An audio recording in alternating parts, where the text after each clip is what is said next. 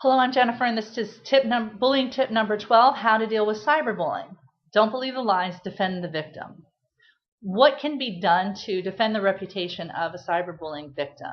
And that really depends. I mean, the first thing that has to happen is for you to get the bullying to stop. And you do that, as I said in tip number 11, by documenting and mobilizing the resources at your disposal, whether they be criminal or school or a conversation with the parents. And again, with kids specifically, they're usually not doing this they're being mean, but they don't really think of the consequences. To them, it's just a game. But with adults, this can be very serious. If you think about what was happening, if this was happening to an adult, we would take it seriously and we could treat it as crime. And we don't want the answer to, well, just stay off social media.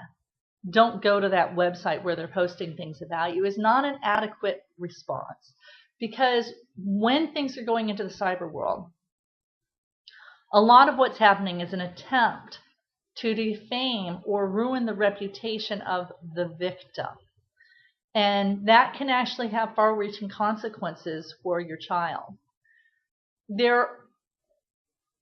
It's important that your child doesn't engage and be insulated from that, so to a certain extent they don't know that's going on, but they also need people who are defending them.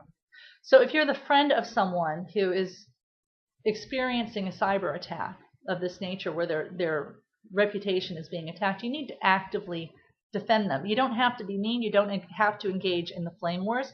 There is a lot to don't feed the trolls. But it's simple enough to say that isn't true, moving on. You don't have to get in a big argument. The argument benefits the trolls. Just say not true, moving on. Not true, moving on. Don't engage the trolls, but make sure that it's clear that this is not true. All right.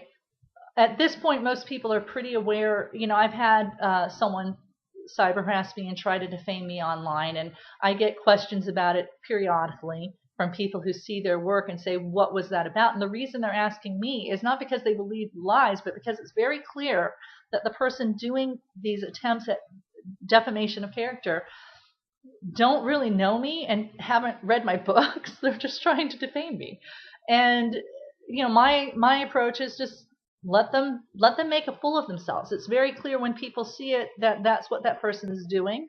The less that those trolls are fed, the better everyone else is going to be. But if you do want to respond, and the victim should not be responding and their family should not be responding, but their friends can just say a simple "that's not true" and then do not respond to anything else that's said.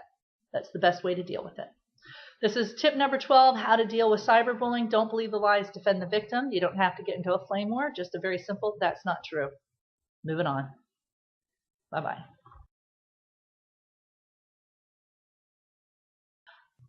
By the way, I'm Jennifer Hancock. I'm the author of The Bully Vaccine.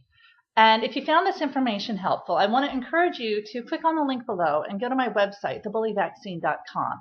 There you can download a free ebook, Why Bullies Bully and What Can Be Done About It. And then join the conversation.